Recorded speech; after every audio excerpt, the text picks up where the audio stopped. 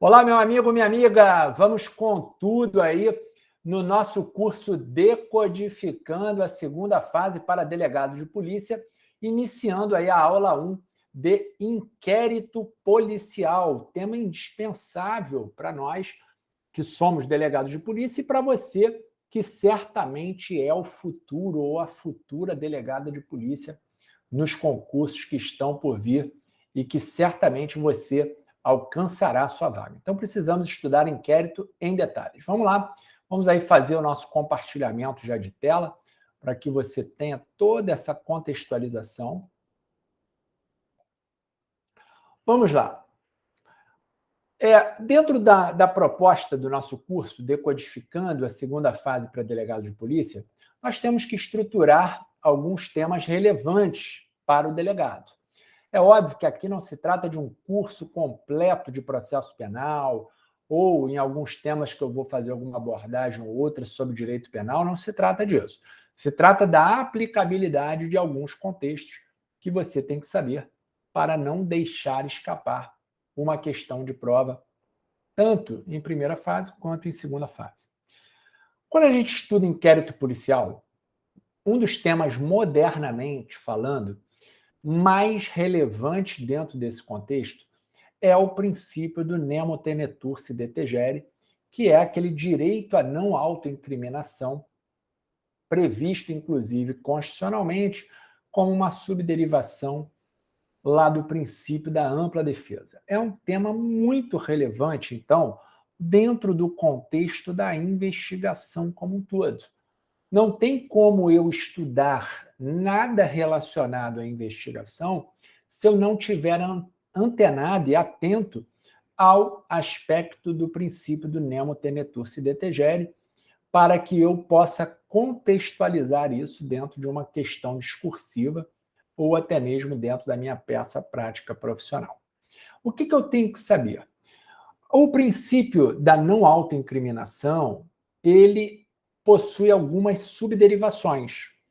Quais são essas subderivações, professor? Primeiro, o direito de ficar calado. O direito de ficar calado, o direito ao silêncio, é, sem dúvida alguma, uma subderivação do princípio do nemo tenetur si detegere. A segunda subderivação é o direito de não se declarar, ou seja, não declarar nada em detrimento da sua inocência, por exemplo. Aqui nós temos um princípio que ele trafega dentro de ampla defesa, dentro de presunção de inocência, dentro de vários outros princípios. Então, o indivíduo ele não precisa produzir prova contra si próprio. Além disso, o direito de não confessar. O direito de não confessar é, sem dúvida alguma, algo muito interessante que você tem que saber, pois o investigado, o indivíduo que está ali sobre o manto de uma investigação, ele não é obrigado a confessar. E aqui tem um detalhe importante. Os tribunais superiores, eles já traçam para nós acerca da entrevista formal. Então, a entrevista informal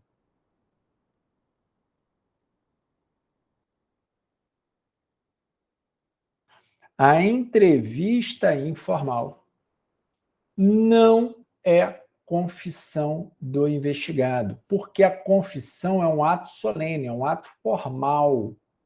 Aquela entrevista informal do policial, no momento da abordagem, não poderá ser considerado uma confissão. Atenção para isso, porque os tribunais superiores rechaçam essa ideia, muito usual em alguns momentos, de que a entrevista informal teria a conotação de confissão. Não é verdade, até porque a confissão tem um regramento próprio para que, a partir dessa confissão, possa, inclusive, beneficiar o investigado futuramente com uma causa aí que venha a abrandar a pena.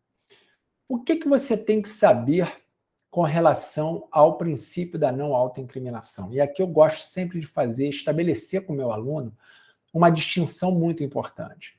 Eu tenho dois comportamentos de um investigado perante a investigação.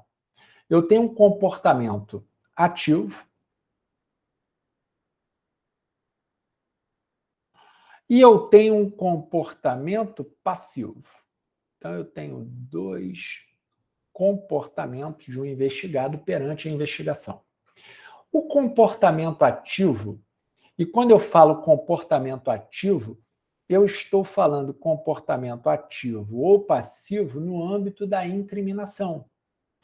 Um comportamento ativo incriminatório, por exemplo, seria o fato do indivíduo assoprar um etilômetro, que é o vulgo bafômetro, para fins de mensuração do crime lá do artigo 306 do Código de Trânsito Brasileiro. Dentro dessa perspectiva, seria um comportamento ativo incriminatório, onde o indivíduo, ele ativamente se colocou à disposição de produzir uma prova que possa, inclusive, incriminá-lo. Agora, eu tenho outros tipos de comportamentos dentro da perspectiva e da roupagem do inquérito policial, que são os comportamentos passivos. Professor, aonde você quer chegar com essa distinção? Eu quero chegar que, no comportamento ativo, nós temos a incidência do princípio do nemo tenetur si detegere, ou seja, o direito à não autoincriminação está, sim, abrangido em um comportamento ativo.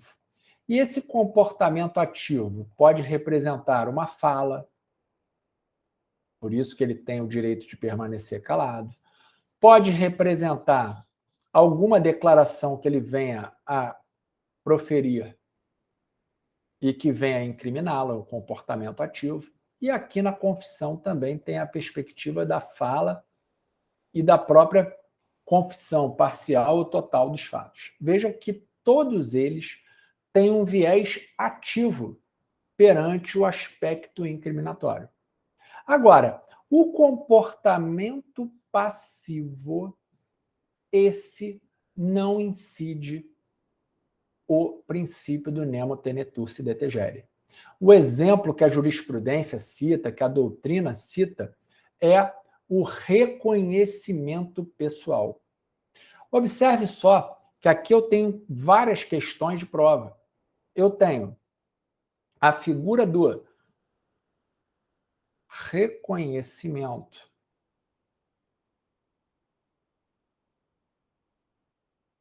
pessoal como sendo um comportamento passivo, até porque o agente não tem nenhum comportamento ativo aí na produção probatória. E eu tenho, por exemplo, como comportamento ativo a reprodução simulada dos fatos. Só para você fazer uma distinção, então. Reconhecimento pessoal, passivo. Reconhecimento pessoal, passivo. Reprodução simulada, comportamento ativo. Ele pode negar-se a participar da reconstituição do crime ou da reprodução simulada dos fatos? Pode. Por quê? Porque se trata de um comportamento ativo incriminatório, e esse comportamento ativo incriminatório nós temos a proteção do manto do princípio do nemo tenetur si detegere. Agora, já o reconhecimento passivo, no reconhecimento passivo, eu não posso invocar, quando a gente fala, o investigado não pode invocar esse princípio em razão de que não é um comportamento ativo. Ele vai ficar apenas lateralizado com outras pessoas para aí sim ser reconhecido. Tudo bem? Essa é a postura que o STJ adota também. Então, o STJ adota essa postura de que o reconhecimento pessoal é um comportamento passivo, não podendo o réu ou o investigado se recusar a participar. Dentro desse contexto, nós temos vindo lá do direito americano a perspectiva do silêncio. Lá no caso Miranda Warnings, esse caso chegou à Suprema Corte Americana exatamente versando acerca do direito ao silêncio. Então, esse direito ao silêncio foi denominado, inclusive doutrinariamente, já caiu em prova, como sendo o aviso de Miranda. O que é o aviso de Miranda, professor? É aquela frase célebre dos filmes: você está preso, tudo que você falar poderá ser usado contra você no tribunal. Isso é o aviso de Miranda, por conta exatamente desse caso Miranda Warnings, que chegou à Suprema Corte Americana. Tá?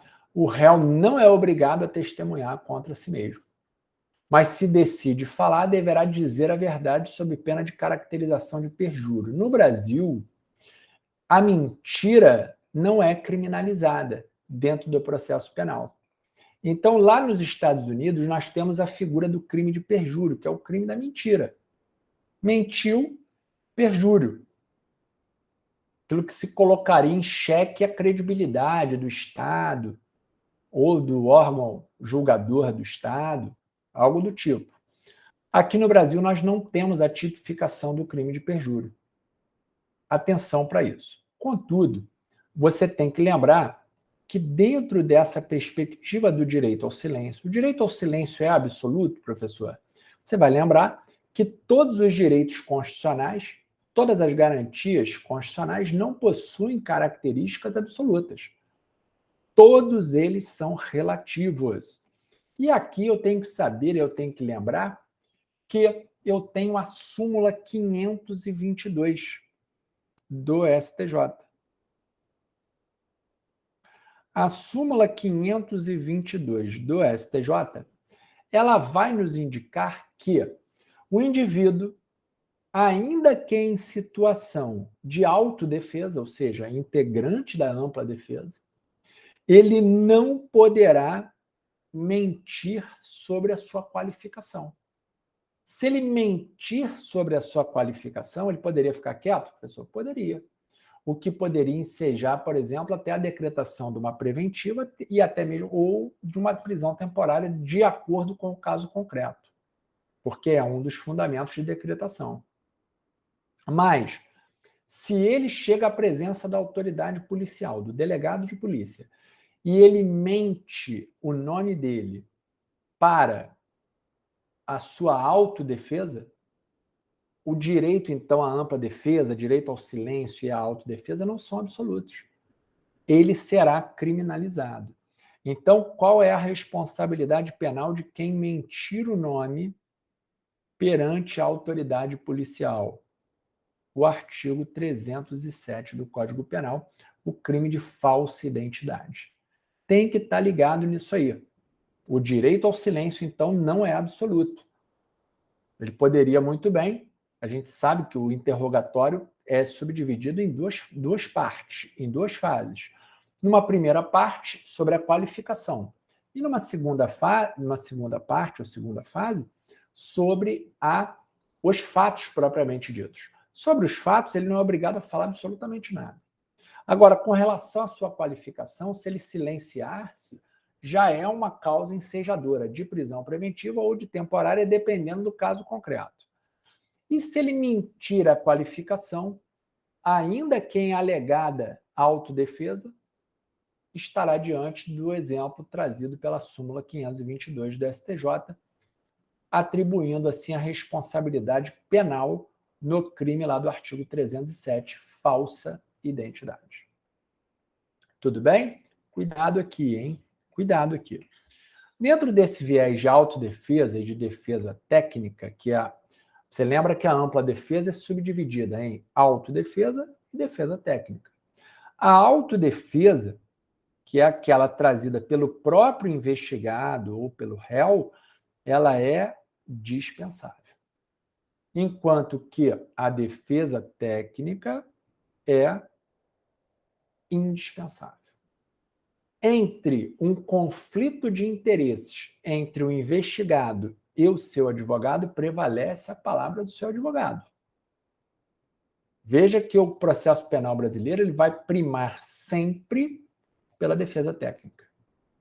Ok? Atenção para isso, porque é um postulado interessante para que você saiba E nós temos aí, por exemplo, a súmula 705 do STF, que fala a renúncia do réu ao direito de apelação manifestada sem a assistência do defensor não impede o conhecimento da apelação por esse interposta, ou seja, prevalece a palavra do advogado, do profissional, do defensor público ou do advogado dativo, por exemplo.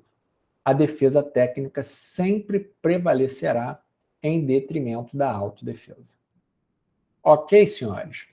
Aí nós chegamos ainda dentro desse contexto. Qual contexto, professor? O direito à não autoincriminação, dentro do viés do interrogatório. O interrogatório, hoje, você tem que lembrar que ele possui uma natureza mista, uma natureza híbrida.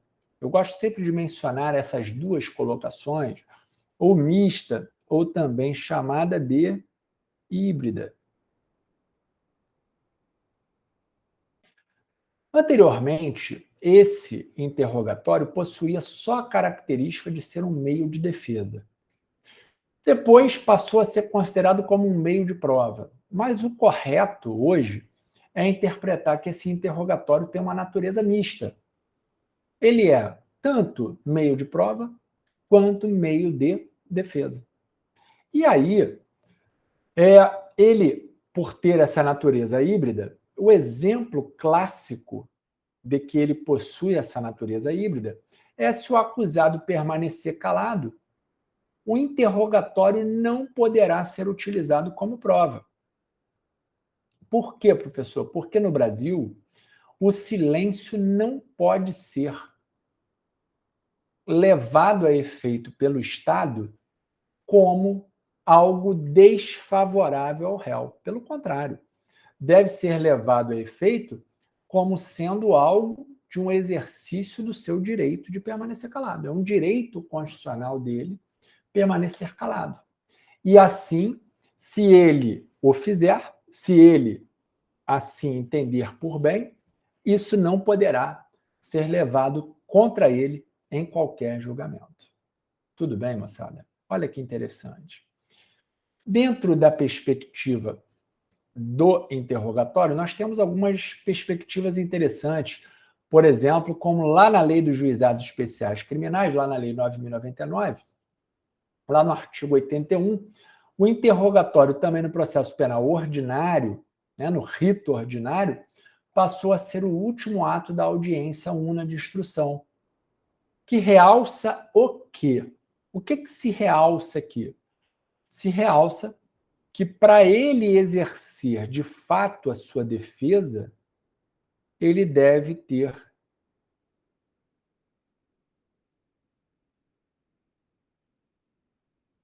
ciência dos atos praticados, senão ele não tem como se defender. E trazendo isso para o inquérito policial, professor? Trazendo isso para o inquérito policial, o que você tem que lembrar é que no inquérito policial vigora a discricionariedade da autoridade policial. O delegado de polícia ele não segue um rito propriamente dito, um rito pré-estabelecido.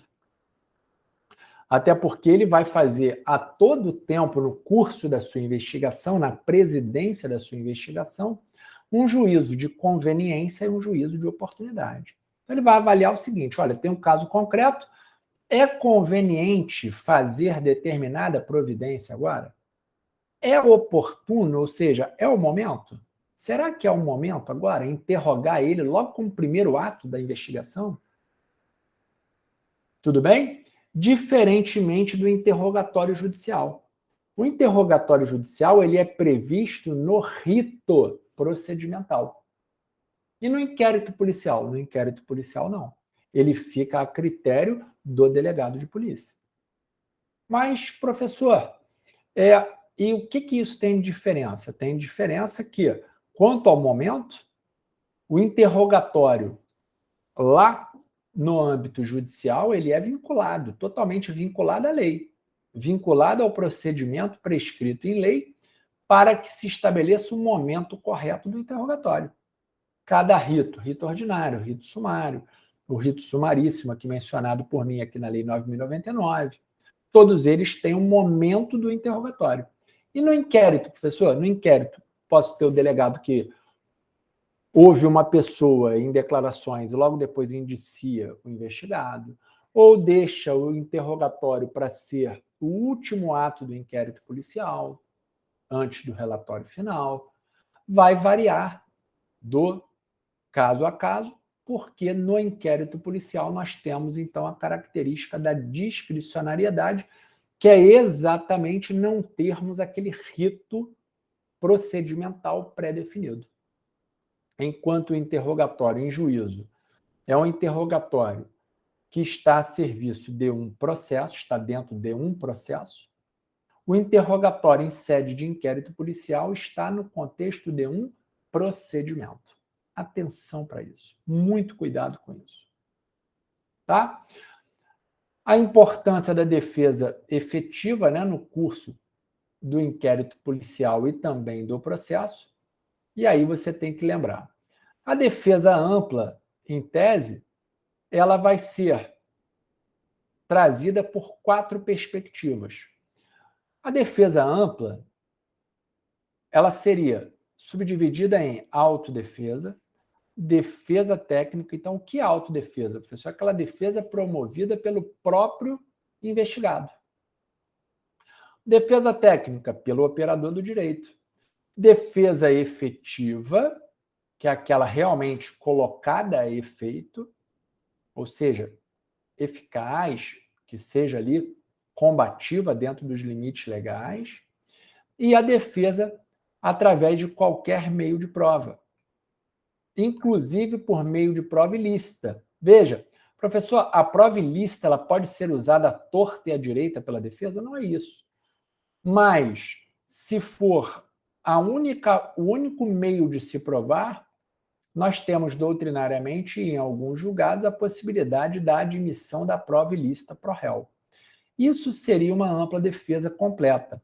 Dentro do inquérito policial, na fase administrativa, nós não temos essa ampla defesa completa. Essa ampla defesa prevista para todo o processo, que eu listo aqui como a defesa ampla, ela não se aplica para o teor do inquérito policial. E aqui ocorre um equívoco muito grande. Qual é o equívoco? Do indivíduo fala assim, se ele interpreta que não havendo ampla defesa no curso do inquérito policial, não há defesa. Como não? Se hoje, cada vez mais, a legislação festeja a participação do advogado no âmbito da investigação. Mas é inegável que eu não tenho como exercer uma ampla defesa propriamente dita, em todas as suas nuances, se eu não tenho contraditório. O princípio do contraditório ele é intimamente ligado ao princípio da ampla defesa. São irmãos siameses. O princípio do contraditório vai indicar o quê, professor? Ele vai indicar ciência. Como é que alguém vai se defender amplamente se não tem ciência daquele ato? Essa é a grande peculiaridade, então, do princípio do contraditório. O princípio do contraditório tem como característica principal a ciência do ato, para que o indivíduo, então, possa exercer a sua ampla defesa. No inquérito policial, eu não tenho isso. Porque dentro da persecução penal, eu tenho 2 fases. Quais são as fases da persecução penal? E aqui é interessantíssimo. Veja, eu não tenho ampla defesa, mas eu tenho que lembrar que eu tenho o direito de defesa dentro do inquérito policial. O direito de defesa dentro do inquérito policial é muito latente. Assistência jurídica do Estado, caso precise, né? Ele não tem como promover no curso do inquérito policial uma defesa, ele poderá ter a defensoria pública a seu dispor. Ele, além disso, poderá ter uma participação mais eficaz da investigação dentro do inquérito policial. Além disso, eu tenho o artigo 14 do CPP. Cuidado com o número 14. ele é muito importante dentro do inquérito policial, porque eu tenho, vamos à leitura lá do artigo 14 do CPP. Vamos ao Código de Processo Penal. Olha o que fala o artigo 14, senhores. O artigo 14, ele nos fala que o ofendido ou seu representante legal e o indiciado poderão requerer. Isso não é um mero direito de petição, senhores. É ligado, sim, ao direito de petição, mas poderão requerer qualquer diligência que será realizada ou não a juízo da autoridade. Quem vai decidir se vai ser ou não realizada aquela diligência é o delegado de polícia. Porém, aqui é a abertura do direito de defesa. Além disso, eu tenho a súmula vinculante 14. Súmula essa que vai propiciar ao advogado a possibilidade de visualização e de acesso aos autos de inquérito policial ou de qualquer mecanismo de investigação das provas já documentadas. Então, a importância do número 14, seja no artigo 14, seja na súmula vinculante 14 do STF. E aí nós temos, por exemplo, na jurisprudência do Supremo, o que a jurisprudência fala? Olha lá. Está alinhada no sentido de não constituir cerceamento de defesa o indeferimento de diligências referidas pela defesa, se forem essas consideradas desnecessárias pelo órgão julgador. E aqui eu estou falando do juiz, a quem compete a avaliação da necessidade ou da conveniência do procedimento então proposto. Asseverou-se demais decisão, a qual indeferiu a oitiva de testemunha da defesa, está amplamente motivada, não cabendo a esta corte substituir o juízo de conveniência da autoridade judiciária a respeito da necessidade ou não dessa oitiva. Veja que esse posicionamento, trazendo para a perspectiva da discricionariedade do juiz, pode ser replicada para o delegado de polícia.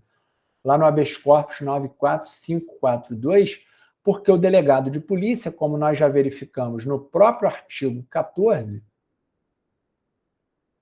a juízo da autoridade. Que autoridade? O delegado de polícia ou a autoridade judicial. O STF já decidiu em essa situação no campo da autoridade judicial, mas pode ser replicado sim para o âmbito do delegado de polícia, pois o juízo de conveniência e oportunidade, que eu já mencionei, a discricionariedade, é exatamente essa amplitude de possibilidade ou não da ampla defesa aqui.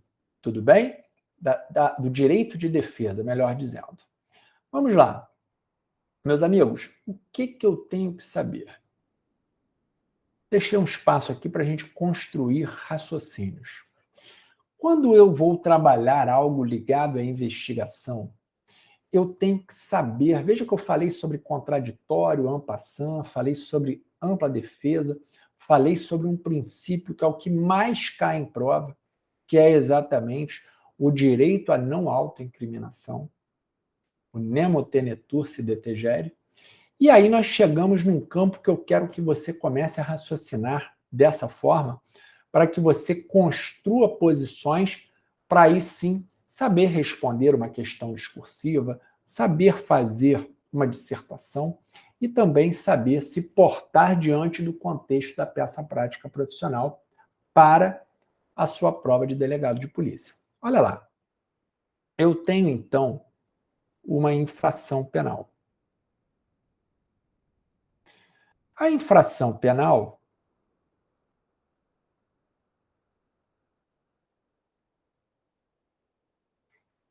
faz com que nasça para o Estado a figura do jus puniendi. Professor, o que é o jus puniendi? É o direito de punir. Então, o direito de punir, ele surge para o Estado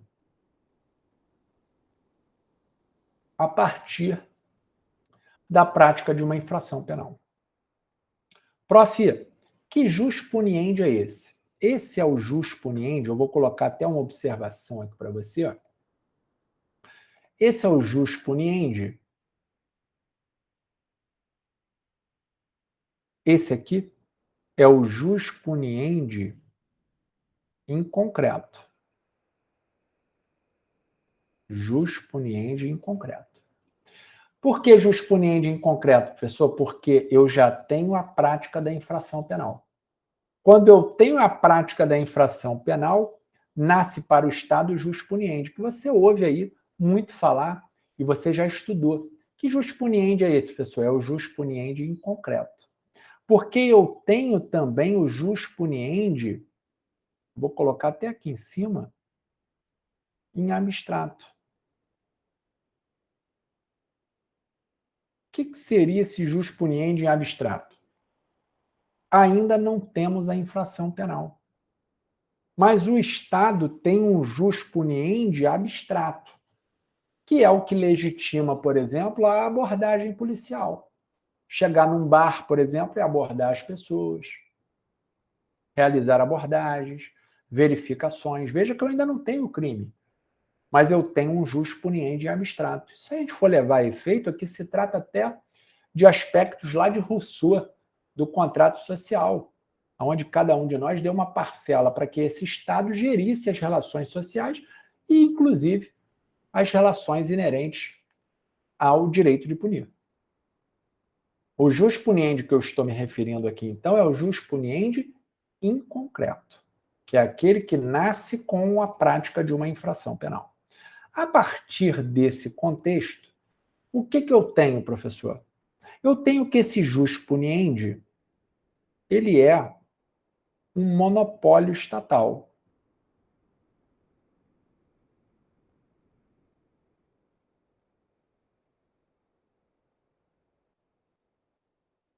Monopólio estatal. Se ele é um monopólio estatal, prof, eu tenho alguma exceção na própria legislação acerca do monopólio do jus puniendi? Tenho, lá no Estatuto do Índio. No Estatuto do Índio eu tenho uma possibilidade da própria tribo lá realizar responsabilidades, a exercer o jus puniendi. Mas, em regra, eu tenho um monopólio estatal do jus puniendi. Esse monopólio existe para contrapor a ideia de vingança privada.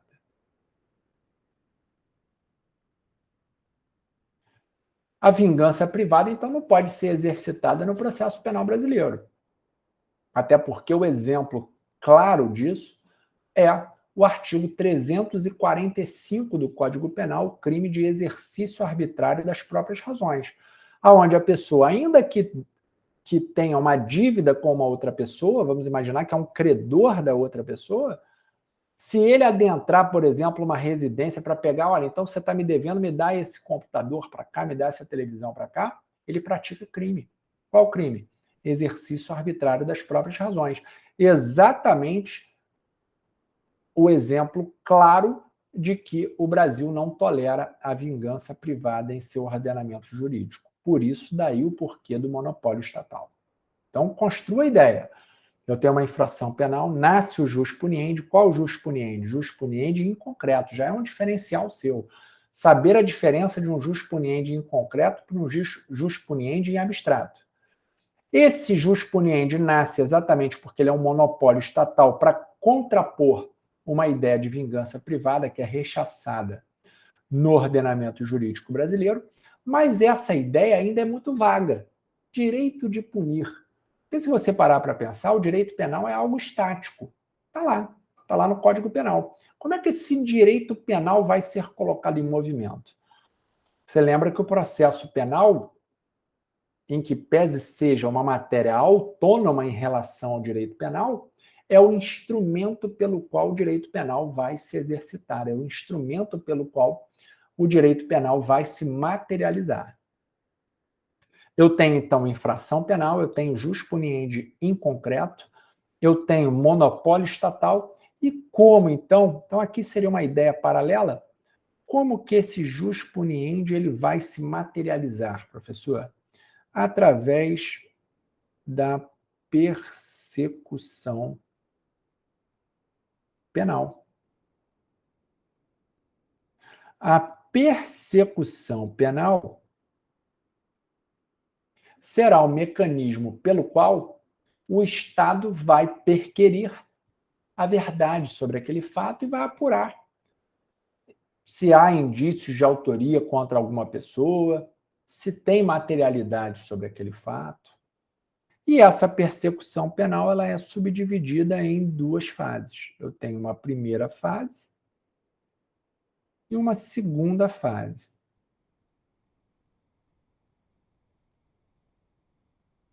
A primeira fase, denominada de investigação. Olha lá. E a segunda fase, professor? A segunda fase é a fase da ação penal. Olha como que você constrói um raciocínio, então, a partir dessa ideia.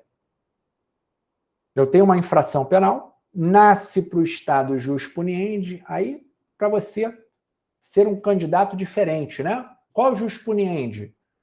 O jus puniendi em concreto. Esse jus puniendi, ele existe exatamente para, pois se trata de um monopólio estatal, para rechaçar aquela ideia de vingança privada, mas ele se materializa. Então, esse jus puniendi, ele vai ser materializado através da persecução penal.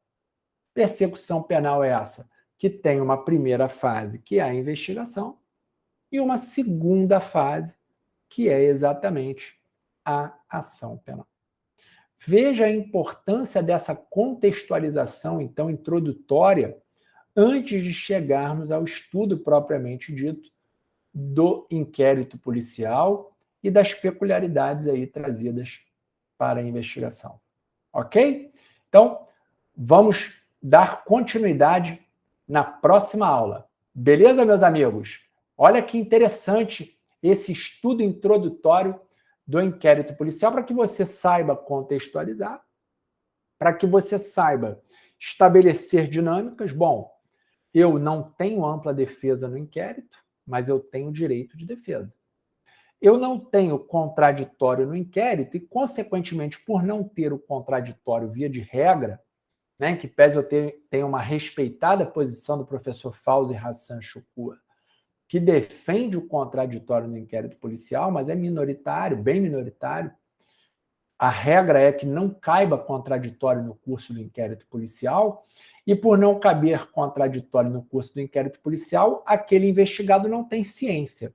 Se ele não tem ciência do que está sendo imputado, ele não tem como se defender amplamente. Por isso que não tem nem contraditório nem ampla defesa no seio do inquérito. Tudo bem? Agora, eu tenho direito de defesa. Porque aí é o equívoco principal. Imaginar, porque não cabe ampla defesa, não tenho direito de defesa. Tenho, sim, cada vez mais festejado pelo nosso ordenamento jurídico brasileiro, com alterações lá no Estatuto da OAB, acerca da possibilidade do advogado estar muito mais atuante no curso da investigação, o que para o Estado democrático de direito é muito bom, é muito salutar a presença do advogado no seio e no curso da investigação. Ok? Olha como é que eu contextualizo tudo isso. Então, não tenho ampla defesa, mas eu tenho o direito de defesa. Existindo um conflito entre ampla defesa, dentro da ampla defesa, entre autodefesa e defesa técnica, prevalecerá a defesa técnica. E eu tenho que lembrar que o investigado, se ele chega perante o delegado de polícia, perante a autoridade policial, e ele vem a mentir, por exemplo, acerca da sua identidade, ainda que alegando autodefesa, não, isso é minha autodefesa. O Estado brasileiro responsabiliza penalmente, é o exemplo trazido pela súmula 522 do STJ. Qual crime será praticado, hein, professor? O crime lá do artigo 307 do Código Penal, o crime de falsa identidade. Show de bola? Até a próxima aula para a gente dar sequência aí no inquérito policial. Grande abraço.